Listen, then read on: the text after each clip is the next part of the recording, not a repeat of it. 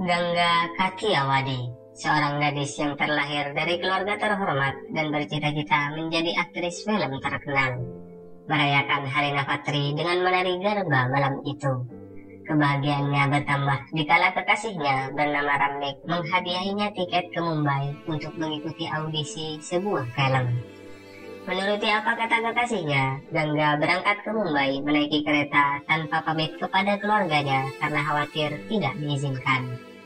Keduanya pun tiba di sebuah rumah yang dipenuhi oleh wanita yang sedang tidur. Gangga merasa heran, namun Ramnik menenangkannya kemudian pamit sebentar. Beberapa saat ditunggu, Ramnik belum juga datang. Gangga pun menyusulnya ke ruangan yang telah dimasuki kekasihnya. Namun yang ia temui adalah Bibi Sheila. Bibi Sheila berkata bahwa Ramnik ada di kamar sebelah dan mempersilahkan Gangga untuk ke sana. Ketika Gangga masuk, pintu tiba-tiba ditutup dan lampu dimatikan. Gangga hanya bisa berteriak ketakutan. Baru 2 hari setelahnya, karena Gangga tidak mau makan apapun, Bibi Sheila memperjelas bahwa Ramnik kekasihnya telah menjualnya kepada Bibi Sheila, yang merupakan mucikari dari rumah bordil yang sedang ia tempati. Gangga yang kembali ditinggal sendiri hanya bisa merebahkan tubuhnya. Tidak tahan menanggung nyerinya sakit hati dan penyesalan. Gangga tidak tahu apa yang harus ia lakukan. Ia hanya ingin pulang. Namun predikat pelacur telah menjadi identitasnya, yang tidak mungkin keluarganya mau mengerti dan menerima. Hanya satu hal yang paling mungkin ia lakukan, yakni berusaha menerima keadaan dengan tegar. Gangga terpaksa ikut menawarkan tubuhnya di pinggir jalan untuk melayani para lelaki, agar ia dapat terus bertahan hidup.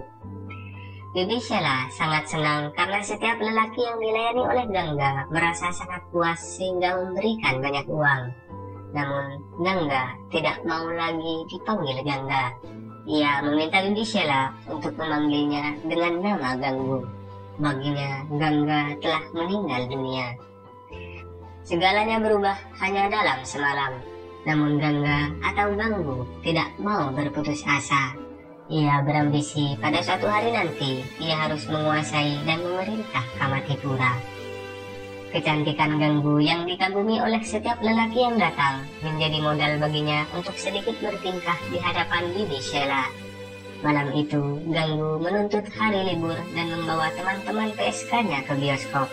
Seorang lelaki yang menggoda Ganggu di depan pintu bioskop langsung ia tampar. Ganggu berkata bahwa pelacur juga butuh penghormatan dan hari tenang. Sepulangnya ke rumah bordil, karena hanya Ganggu yang bisa menulis dan membaca, seorang teman memintanya menuliskan surat untuk dikirimkan kepada ayahnya. Hal tersebut membuat perasaan bersalah dan menyesal kembali muncul di hati masing-masing dari mereka. Jam 4 dini hari, saat semua orang masih tidur dan jalanan masih lengang, Bibi Sheila diberitahu bahwa seorang lelaki datang dan bersedia membayar 2 kali lipat untuk dilayani oleh Ganggu.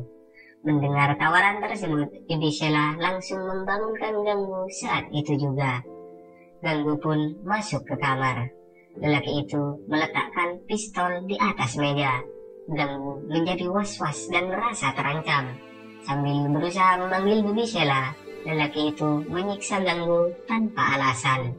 Jeritan Ganggu yang keras menembus pintu yang terkunci membuat seisi rumah bordil terbangun dan panik. Peristiwa tersebut membuat Ganggu masuk rumah sakit dengan muka penuh memar, lengan patah dan perut yang robek. Tatapannya yang kosong dipenuhi oleh ketakutan. Teman-temannya menuntut Bibi Sheila untuk menghubungi polisi agar lelaki biadab tersebut ditangkap. Namun Bibi Sheila tidak mau ambil resiko. Keesokannya, teman-teman Ganggu mendapat informasi bahwa lelaki yang telah melukainya bernama Shaukat Khan, merupakan anak buah seorang mafia Mumbai bernama Rahim Lala, yang selain ditakuti oleh polisi, juga dikenal sebagai lelaki yang berpendirian. Setelah keadaannya membaik, Ganggu memberanikan diri menemui Rahim Lala untuk menuntut keadilan. Ganggu menceritakan apa yang telah terjadi dan menunjukkan jahitan luka di sepanjang dadanya. Rahim Lala pun mengutus satu anak buahnya untuk berjaga di sana. Beberapa hari kemudian, Shaukat Khan ternyata kembali datang. Bibi Shela pun tetap menerimanya karena ditawari bayaran 4 kali lipat. Para PSK tidak terima atas sikap mucikari mereka. Namun Ganggu dengan berani bersedia melayaninya kembali dan meminta teman-temannya untuk memberitahu anak buah Rahim Lala yang sedang berjaga. Saat Ganggu kembali menjadi pelampiasan Shaukat Khan, di luar Rahim Lala telah datang. Shaukat Khan diseret ke hadapannya. Rahim lantas menghajarnya hingga tak lagi bernyawa. Di atas nyawa Shaukat Khan, Ganggu meludah ke tanah. Sejak saat itu, Ganggu juga telah diangkat sebagai saudara oleh Rahim Lala. Sekian lama waktu berjalan, Bibi Shela akhirnya menemui ajal di ranjangnya dengan tangan menggenggam uang. Hal tersebut tak membuat siapapun menangis. Ganggu dan teman-temannya pun memutuskan untuk mengurus diri mereka sendiri. Seorang polisi yang datang untuk mengambil bagian suap berhasil dibuat berlutut oleh Ganggu setelah ia menyebut nama Rahim Lala. Para PSK secara resmi meminta Ganggu untuk bersedia menjadi mucikari mereka, karena hanya Ganggu satu-satunya orang di Kamatipura yang memahami situasi para pelacur, yang memikirkan kesejahteraan dan hak-hak mereka. Dengan hadiah pakaian putih, mereka memohon Ganggu agar bersedia. Ganggu makin dikenal dan berpengaruh di seluruh Kamatipura, selain karena menjadi saudara angkat Rahim Lala, juga karena sikapnya yang sangat baik terhadap sesama pelacur. Suatu hari, karena tidak berhasil menjinakkan seorang gadis yang baru datang, seorang mucikari bernama Nyonya Rashmi terpaksa menghubungi Ganggu. Ganggu menemui gadis dimaksud dan menanyakan bagaimana ia bisa terjerumus. Gadis itu berkata bahwa suaminya sendirilah yang telah menjualnya. Ganggu jadi teringat masa lalunya saat dirinya dijual oleh Hamnik. Ganggu lantas memberikan pertimbangan kepadanya, karena banyak kasus yang terjadi di mana gadis yang telah mendapat predikat pelacur sepertinya yang mencoba pulang malah dibunuh oleh keluarga mereka sendiri. Ganggu pun memberikannya pilihan. Namun gadis tersebut lebih memilih mati daripada berada di sini. Ganggu lantas membawanya untuk dipulangkan dan meminta Nyonya Rashmi untuk menjemput uang sebagai ganti ruginya. Nyonya Rashmi hanya bisa mengomel atas sikap Ganggu yang semena-mena. Dengan mendekatnya pemilihan ketua PSK di Kamatipura, Ganggu mempersiapkan dirinya dengan sungguh-sungguh, karena ia harus melawan Nyonya Razia yang sudah 2 tahun berkuasa. Bahkan untuk kampanyenya tahun ini, Nyonya Razia menggelar pawai besar-besaran di jalan. Demi pemilihan tersebut, Ganggu menemui Rahim Lala secara pribadi. Ganggu meminta untuk diizinkan memegang bisnis alkoholnya di bagian Kamatipura agar bisa mendapat uang tambahan. Rahim Lala tidak setuju. Namun setelah Ganggu menjelaskan bahwa nasib 4.000 PSK di Kamatipura sejak dulu selalu miris keadaannya karena dipimpin oleh orang yang salah, membuat Rahim Lala paham. Oleh karenanya, Ganggu berambisi untuk memenangkan pemilihan. Rahim Lala bahkan juga menghadiahi Ganggu dengan mobil baru. Suatu hari di sebuah restoran, Ganggu didatangi oleh Nyonya Razia. Ia mengancam Ganggu jika berani menghalanginya. Namun Ganggu hanya tersenyum dan sama sekali tidak gentar. Tepat di saat kampanye Nyonya Razia akan berlangsung di sebuah gedung, Ganggu menggelar layar lebar di tengah jalan secara gratis, yang dihadiri oleh masyarakat Kamatipura secara sukarela. Sementara itu, di aula tanpa penonton, Nyonya Razia hanya bisa marah-marah karena tidak ada seorang pun yang hadir. Namun kemudian sebuah mobil tiba. Ganggu datang dan duduk di kursi penonton seorang diri. Hari pemilihan pun telah usai. Ganggu hanya tiduran di kamarnya. Teman-temannya kemudian datang dan memberitahunya bahwa ia telah memenangkan pemilihan. Para PSK lantas melaksanakan perayaan di sebuah restoran dengan raut muka yang bersinar. Mereka kini punya harapan untuk dipegang. Ganggu berterima kasih atas kepercayaan mereka. Ganggu berkata, "Tidak mengapa orang menganggap kita tidak jujur. Namun lakukanlah pekerjaan tidak jujur ini dengan penuh kejujuran. Bunga pada dasarnya adalah wangi, tidak peduli berada di kuil, taman, atau bahkan di rumah bordil. Maka sebarkanlah keharuman kalian. Terakhir, hiduplah dengan bermartabat dan jangan pernah takut terhadap siapapun." Di masa awal kepemimpinannya, Ganggu membuat tabungan bagi para PSK. Namun para manajer bank menolak untuk membukakan mereka rekening. Ganggu hanya tergelak dan merasa heran karena para PSK tidak pernah menolak ketika mereka datang. Ganggu juga mengizinkan siapapun yang hendak berhenti dan pulang. Ganggu hanya berpesan bahwa jika keluarga mereka tidak mau menerima, maka rumah bordil tetap terbuka bagi mereka. Setelah 12 tahun lamanya, Ganggu kini sangat merindukan ibunya. Ia pun memberanikan diri menelpon ke rumahnya. Sayangnya, ibunya telah menghakiminya sebagai anak durhaka, sebagaimana sejak awal telah ia duga. Ganggu pun mendapat kabar bahwa ayahnya telah tiada. Tangis Ganggu tertahan dan menggumpal di dadanya.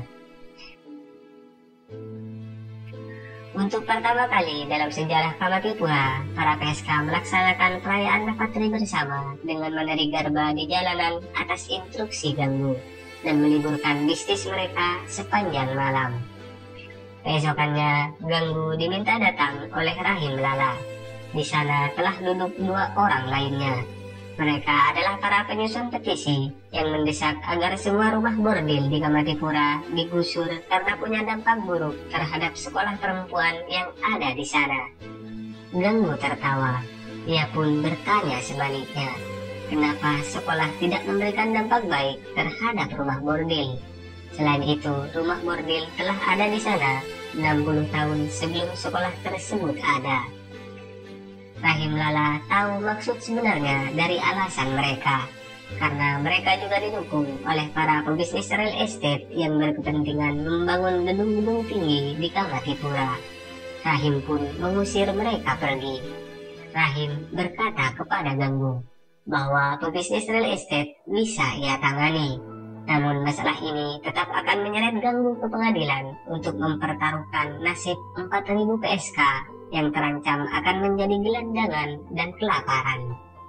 Di jalanan, demo demi demo berlangsung untuk menggusur rumah bordil.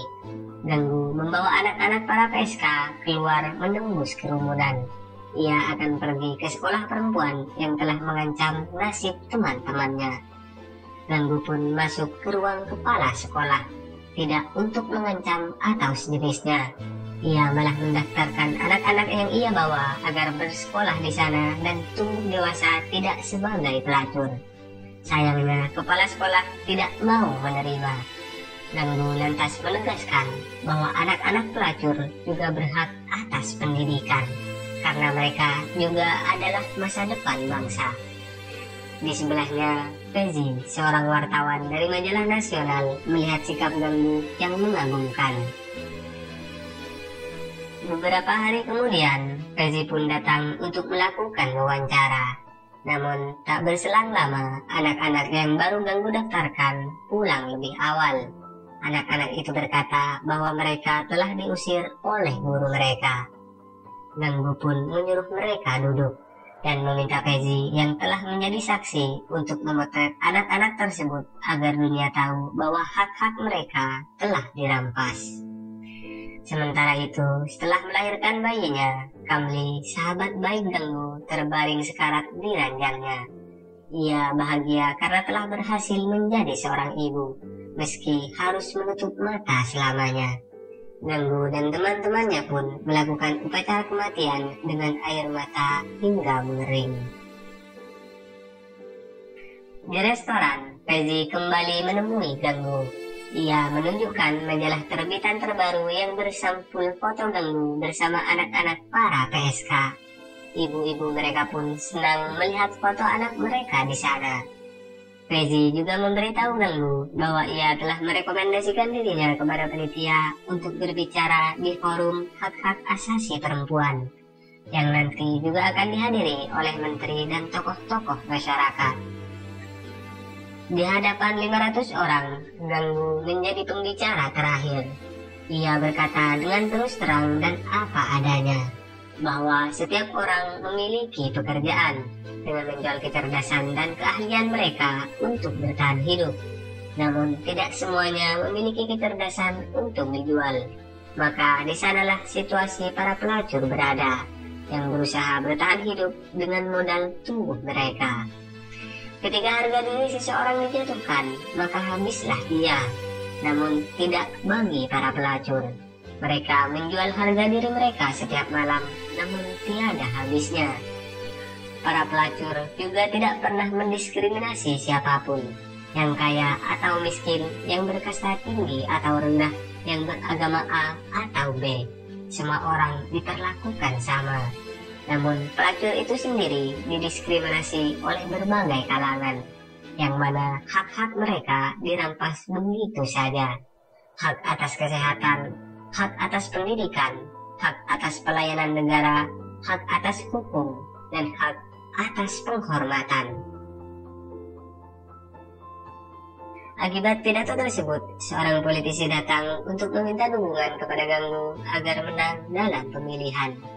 Ganggu pun setuju setelah dijanjikan akan dipertemukan dengan Perdana Menteri India untuk menyelesaikan masalah desakan penggusuran rumah bordil, karena ia bertanggung jawab agar mereka tidak menjadi gelandangan. Setelah 15 tahun tidak pernah keluar dari Kamatipura, kini Ganggu pergi ke Delhi untuk menemui pemimpin India. Di hadapan Perdana Menteri India, Ganggu hanya meminta satu hal, yakni legalkan prostitusi. Namun Perdana Menteri berkata bahwa hal itu tidak mungkin ia lakukan.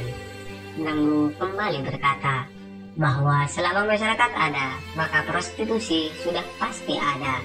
Namun keberadaan mereka selama ini telah dipungkiri dan dipinggirkan, yang mana hak-hak mereka atas sekolah, rumah sakit, bank, bahkan hak mereka untuk dihormati dan dilindungi telah dianggap tiada. Sekarang bahkan rumah mereka akan digusur sehingga 4.000 wanita akan menjadi gelandangan. Para pelacur yang merupakan korban kini diseret ke pengadilan layaknya penjahat. Perdana Menteri akhirnya mengerti situasi mereka dan bersedia mengabulkan permintaan sang ketua PSK. Sejak saat itu, gambar Ganggu memenuhi jalanan Kamatipura bahkan hingga 50 tahun terakhir, yang tidak akan pernah membiarkan seorang wanita di Kamatipura menjadi tunawisma, tentu dengan usaha dan cara yang ia bisa.